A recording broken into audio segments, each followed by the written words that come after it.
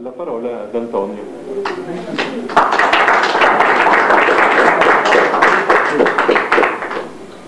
Buonasera. Io direi che per parlare di questo libro vanno prima di tutto citate due cifre. Sono due cifre strane, 10.284. 10.000, mi diceva poco fa l'amico Pavan, i chilometri che ha fatto per vendere il libro. 284 le copie vendute.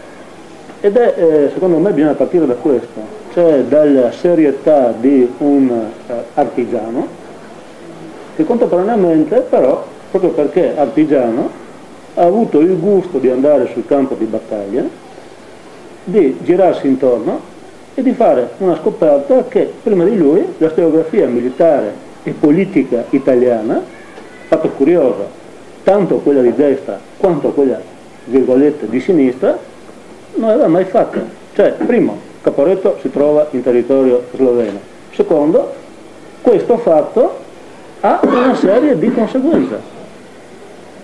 conseguenze che impongono una riflessione sul territorio, sulle persone che ci abitavano, per vedere se eventualmente tra queste persone si è conservata una memoria. E qui abbiamo testimonianze, sono testimonianze secondo me vanno prese con molta cautela, perché il più giovane dei testimoni all'epoca di Caporetto aveva 3 o 4 anni, il più anziano arrivava sugli 11-12, quindi vanno prese con la dovuta cautela, ma proprio per questo sono importanti. E lavorando sul posto, col gusto di scoprire, e quindi quel piacere di comunicare, uscendo dagli schemi, Camillo Pavan ha messo insieme una serie di elementi che secondo me fanno di questo suo lavoro una sorta di, più che un libro di storia, obiettivamente questa è una enciclopedia, perché usare altri termini sarebbe sbagliato, è una enciclopedia su Caporetto. E cosa significa questo? Significa che il lettore curioso può entrare dentro in questo libro da qualunque pagina, trovando prima di tutto sempre elementi nuovi e originali. Ne citerò due soli, uno per gli studiosi e uno per gli studiosi, diciamo, di carattere di storia politica e uno per gli studiosi di storia militare. Quello per gli studiosi di storia politica è il testo, lui pubblica addirittura la riproduzione fotografica del famoso manifesto, sempre citato ma mai riprodotto, del comando italiano che a Udine nei giorni della ritirata garantiva alla popolazione: state tranquilli perché non succede nulla, 24 ore prima della fuga, della ritirata accelerata da Udine, sempre poi ovviamente riproposto come una accusa fondamentale di trascuratezza nei confronti del comando italiano. Sarebbe interessante fare la raccolta delle ordinanze dei sindaci francesi del 40 che proibivano alle armée française in ritirata di passare per il villaggio. Poi vedremo se si è comportato meglio il comando italiano della prima guerra mondiale o il comando francese della seconda guerra mondiale. Cioè, questi sono diciamo, elementi retorici su cui si è costruito un castello che peraltro prosegue tenace a tutt'oggi. La seconda testimonianza, però giustamente viene rimarcato, è la documentazione anni 1980 degli effetti di una granata fumogena carica cioè di gas, probabilmente fosgene, recuperata e con, secondo me, con assoluta incoscienza, ma anche con altrettanta originalità, da due appassionati sloveni, aperta per vedere cosa succedeva.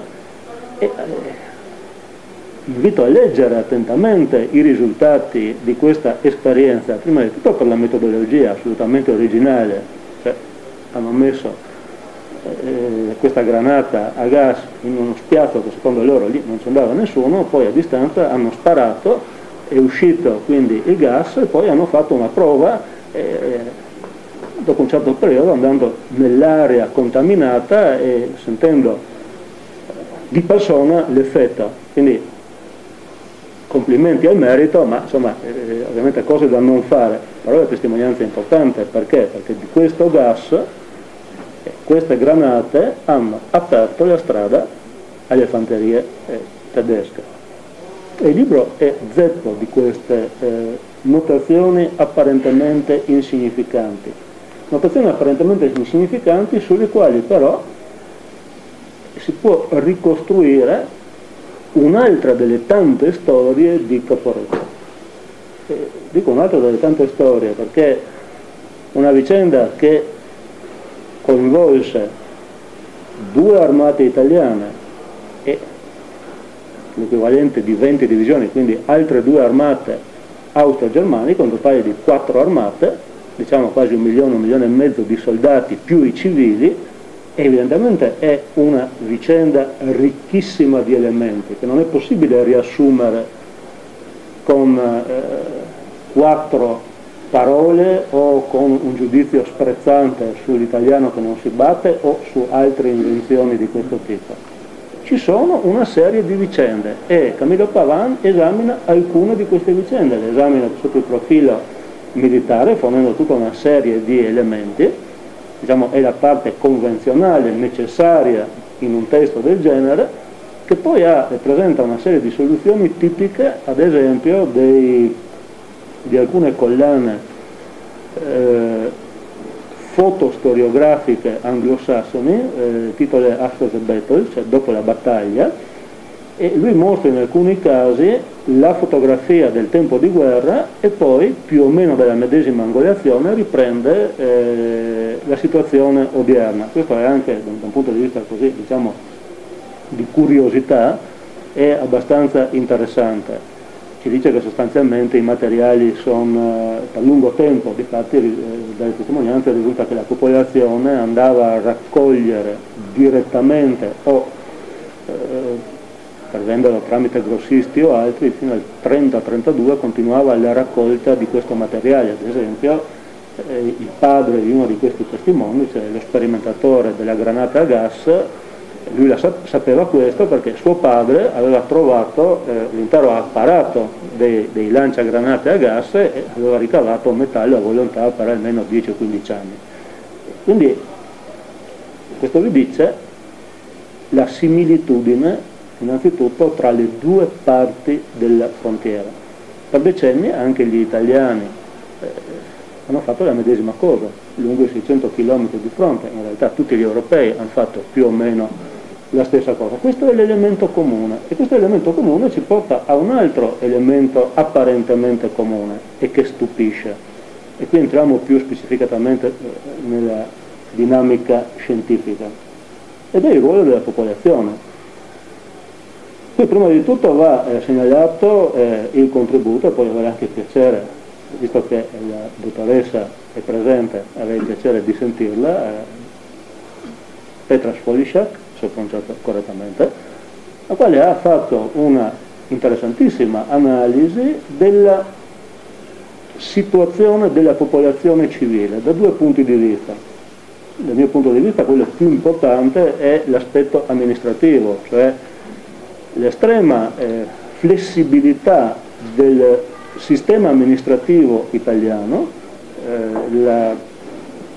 l'obbligo di rispettare leggi internazionali e contemporaneamente di affermare la propria autorità sul posto, il recupero di un fatto assolutamente poco noto come la decimazione, io direi la rappresaglia di Idasco, in cui vennero fucilati 6 abitanti locali sospettati di spionaggio, che è una procedura del tutto lecita in tempo di guerra e non stupisce affatto che sia stata fatta a Idasco, perché la stessa cosa era stata fatta a Villesse, solo che queste 2 esperienze, Idasco e Villesse messe assieme, non raggiungono le 15 persone rispetto a un esercito austro-ungarico che aveva fatto in Serbia a centinaia e centinaia di serbi fucilati, ma evidentemente i serbi si possono fucilare, o l'esercito tedesco che aveva fatto la stessa cosa ma in ordini di grandezza superiori in Belgio.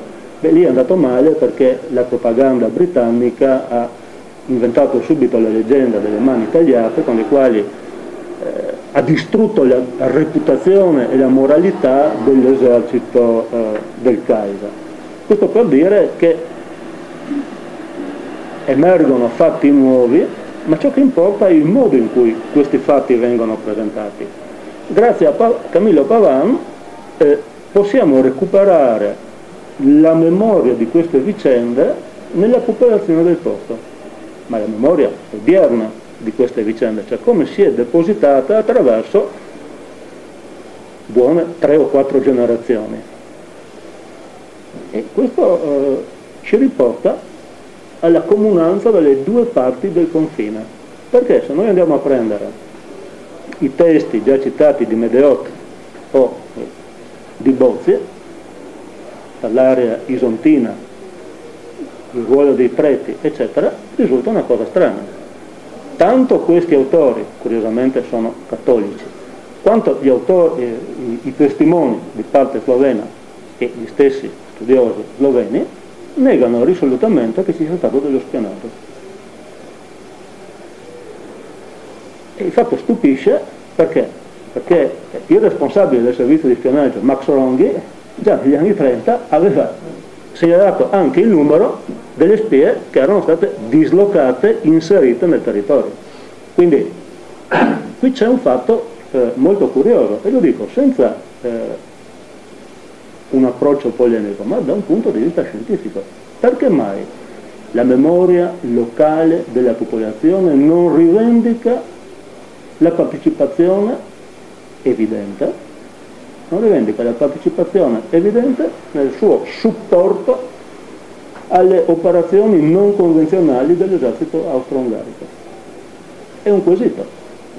Rimangono delle tracce anche apparentemente insospettabili. Ad esempio in uno dei primi numeri di quella storia c'è un testo di Rino Sala, da cui emerge una ricostruzione dei fatti di Villesse sulla base di testimonianze di alcune persone anziane che ricordano quello che avevano visto, ovviamente, come è ovvio, l'estrema crudeltà degli italiani, perché poi il sugo della faccenda è questo: gli italiani, poiché o hanno la sindrome delle spie, quindi poveri, sono eccitabili, oppure sono violenti. Una curiosa raffigurazione dell'italiano in divisa. Bene, però da questa testimonianza raccolta da Rino Sala risultava un fatto. Risultava cioè che a sparare a Villesse sulle truppe italiane erano civili con la fascia giallo-nera, civili. Testimonianze del genere non emergono da parte slovena. Da quelli intervistati a me? Da quelli intervistati. Però voi prendete il testo di Rommel, quando Rommel è entrato nel paese di Jelšec, i suoi uomini hanno dormito nel paese, hanno mangiato la colazione, cita anche i materiali, sono stati rifuciliati dagli abitanti e hanno catturato gli italiani, facendosi ovviamente guidare dalla popolazione locale. Lo stesso è avvenuto a Bergagna, attuale Breghigni. Probabilmente in parte qualcosa del genere è avvenuto anche a Caporetto, e qui volendo si potrebbero ricostruire le vicende della notte e del giorno di Caporetto relativamente alla città, e ci sono dei fatti particolari. Alle 2 di notte un testimone ricorda di essere stato svegliato, tutta la famiglia, perché gli ufficiali italiani, guarda caso, si trovavano in una casa adibita a comando. Ricordo anche che 2 dei primi fucilati di Caporetto, Anton Knez e suo suocero, sono stati fucilati appunto perché, ospitando la sede del 9° battaglione bersaglieri, curiosamente il Knez stava sopra e gli italiani cattivi hanno detto che lui ascoltava quello che dicevano. Peccato che il signore fosse, prima era stato un soldato, poi un gendarme, e la funzione della gendarmeria austriaca austro-ungarica era esattamente nelle stazioni di confine quella di curare lo spionaggio dalla parte, usando i contrabbandieri e tutto il normale servizio di polizia. Tra le righe, se noi leggiamo alcune testimonianze, si intuisce che i primi giorni dell'avanzata non sono stati propriamente lineari, che è successo qualcosa. E quel qualcosa lo si ritrova anche, ad esempio, all'origine dei fatti di Idersko e della conseguente decimazione. Intanto decimazione è un termine tecnico, semplicemente sono stati presi tot ostaggi, fucilati. Hanno 10.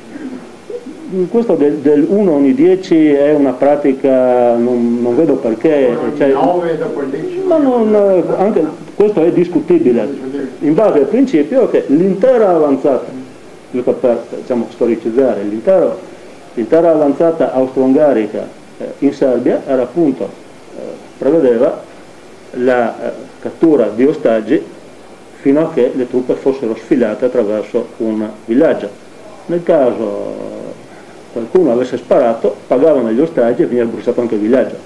Idersko ad esempio non è stato bruciato, quindi voglio dire, stiamo molto attenti a leggere in maniera isolata simili vicende. Fatta questa precisazione, è curioso che la storiografia italiana non abbia mai citato i fatti di Idersko. E per questo è importante il libro di Paoloni, perché ci riporta, ci fa pensare anche a quel fatto.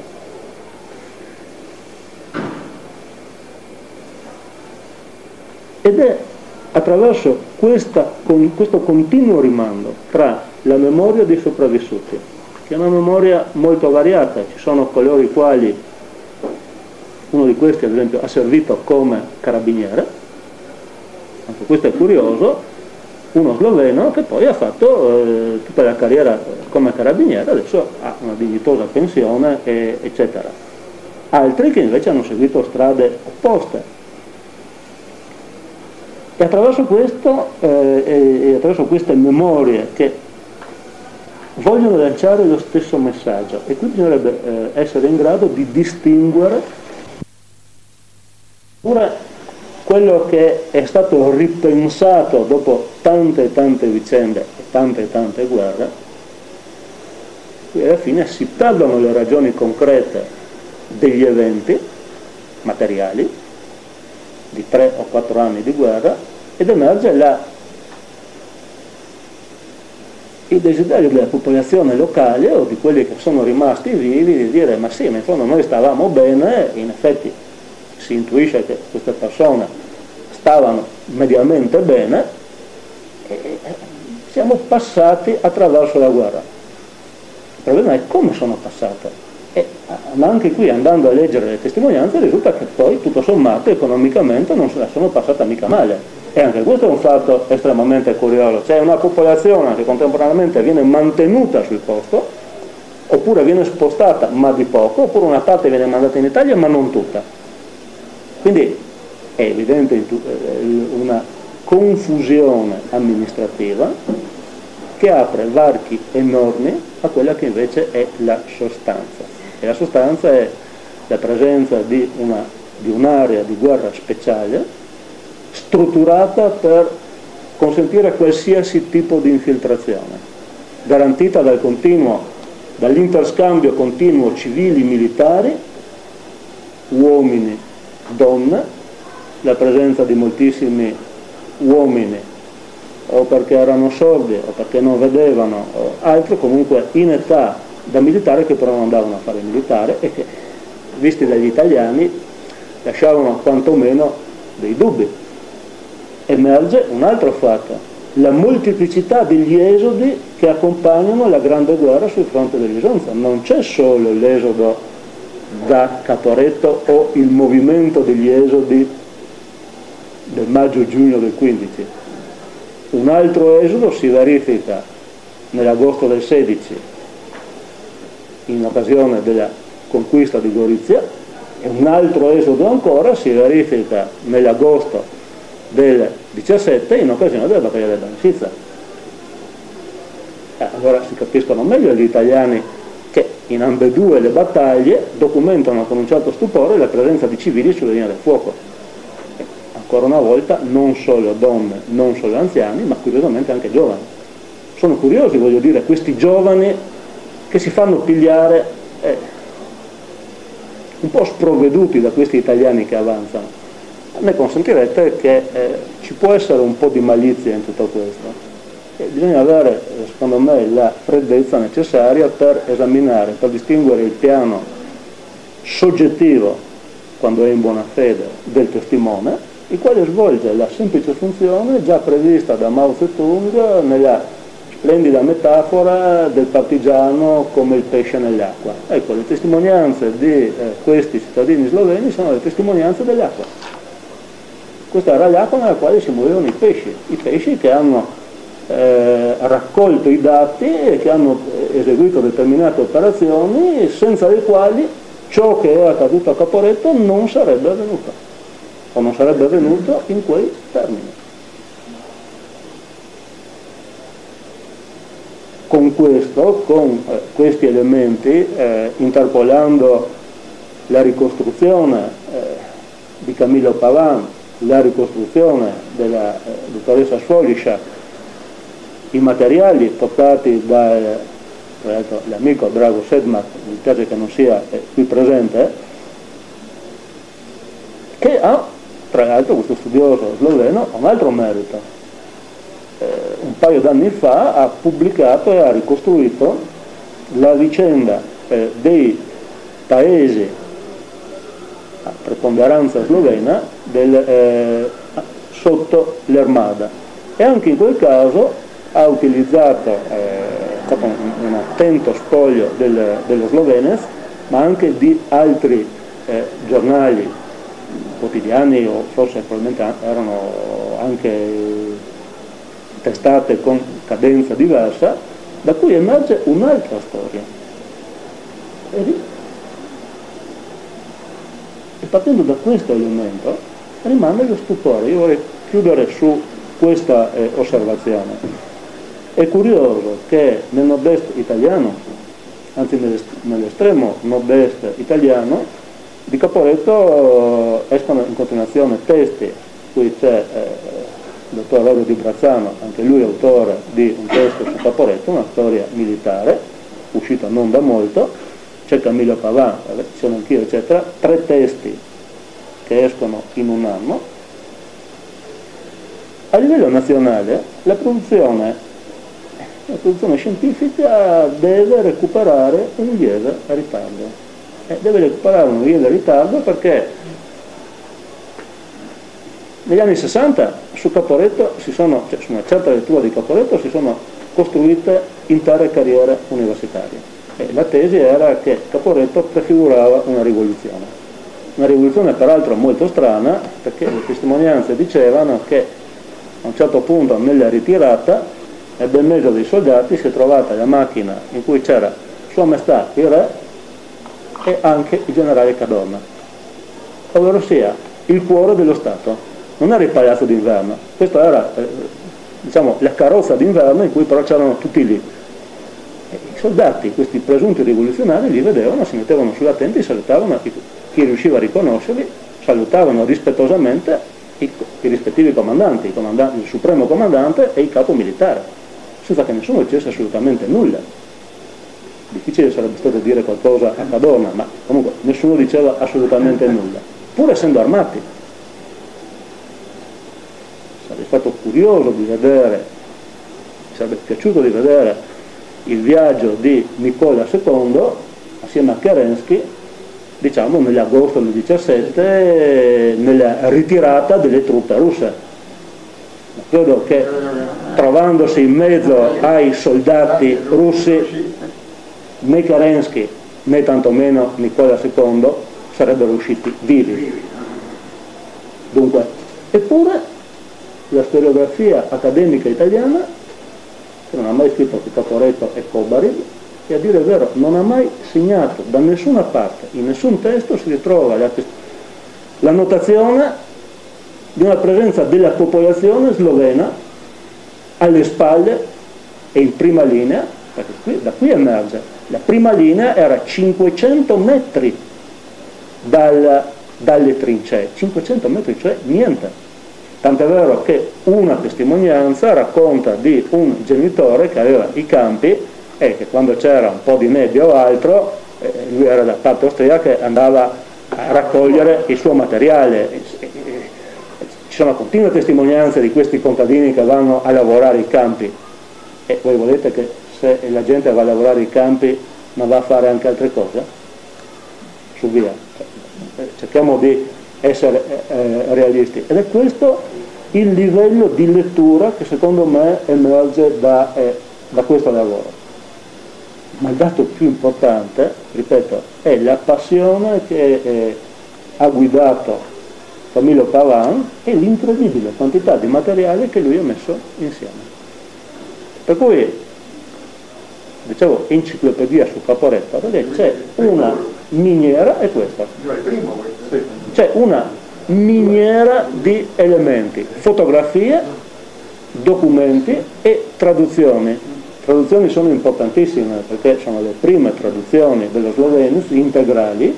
Secondo me, anzi, sarebbe il caso, discutevamo con l'amico Spazzali, di ipotizzare una silloge, ma addirittura qualcosa di più, di questo importante quotidiano, almeno relativamente al conflitto, tenendo poi conto che questo quotidiano va avanti per i successivi 20 anni e lo si ritrova anche nella seconda guerra mondiale, quindi è una fonte di straordinaria utilità, ed è merito appunto di Camillo Pavan di aver portato questo e anche altri elementi per consentirci di capire meglio questa realtà bellica. Chiudo con un'osservazione. Una realtà bellica che ci obbliga a due riflessioni. Proprio recuperando le testimonianze degli sloveni che Pavan ha recuperato, emerge che a un certo punto, per passare il tempo, gli abitanti di Caporetto, quando erano tristi o altro, cantavano in coro, e tra le canzoni, il testo di alcune di queste canzoni erano le poesie di Simon Gregorčić. Ora, Caporetto ha appunto dato i natali a questo grande poeta, un prete cattolico, quale era un po' nazionalista, non è mica niente di male, ma ci ricorda un fatto senza il quale noi non capiremo nulla. Il male e il nazionalismo non è stato portato al confine italiano, al confine di nord-est dagli italiani. Se c'è un male, questo male era ben presente sul posto, perché non c'era il nazionalismo italiano, c'erano i nazionalismi, e a Caporetto questi nazionalismi hanno creato l'ambiente nella quale per 30 mesi l'esercito italiano si è sì insediato, ma nel quale sono stati raccolti tutti gli elementi necessari per poi liquidarlo. A Caporetto ci hanno messo 30 mesi. Quando l'esercito austro-ungarico nell'agosto del 1914 è passato attraverso la Voivodina per andare contro la Serbia, sono bastate 2 settimane. In 2 settimane di passaggio i civili serbi hanno assimilato tante di quelle notizie da consentire di trasmettere al comando serbo il piano integrale di battaglia del comando austro-ungarico e di portarli a una prima clamorosa sconfitta. 2 settimane. In 30 mesi conoscevano, quando hanno attaccato, conoscevano tutto e di più. E questa è la realtà. È una guerra speciale. Una guerra speciale che l'Italia ha subito sulla sua pelle e poi ha avuto probabilmente difficoltà a esaltare o a far conoscere per un motivo molto semplice. Perché prima di un anno, cioè prima del novembre del 18, anche l'Italia era in grado di reagire. di reagire con estrema violenza, perché era già preparato un piano per favorire un'insurrezione nel Friuli in base alla teoria, peraltro giustificata, che in presenza di tentativi di parte austriaca di far sorgere un localismo, una piccola patria friulana, era opportuno che il popolo friulano versasse del sangue per dimostrare il suo attaccamento alla patria. Cornelio Smaniotta aveva preparato i piani nel settembre del 18, i piani erano pronti. La previsione era di farli scattare nel 19 perché non si era ancora certi di chiudere quell'anno. Del resto questo non stupisce perché anche in Inghilterra Churchill stesso lo dice, per fortuna che i piani previsti per il 19 non sono stati messi in esecuzione perché altrimenti sarebbe stato un massacro. Difatti non sono stati messi in esecuzione nel 19, sono stati messi in esecuzione dal 39 in avanti. E questo vale per tutti gli eserciti e questo si è verificato allo stesso modo anche per l'esercito italiano, altrimenti non sarebbe comprensibile ad esempio la politica seguita dagli italiani nei confronti degli Ustascia di Pavelic, quando c'era, sì, ufficialmente trattavano con il regno serbo-croato-sloveno, ma intanto favorivano una guerra speciale all'interno della Jugoslavia, e poiché non l'avevano fatto tra il 1915 e il 1917 è evidente che hanno appreso in quel momento le tecniche e poi nei decenni successivi le hanno applicate. Ma si impara così la guerra. Wellington ha imparato da Napoleone come si faceva la guerra e poi gli ha reso la pariglia. E gli italiani l'hanno imparata fino al 17, dal 17 in avanti hanno reso anche loro la pariglia. Ti ringrazio.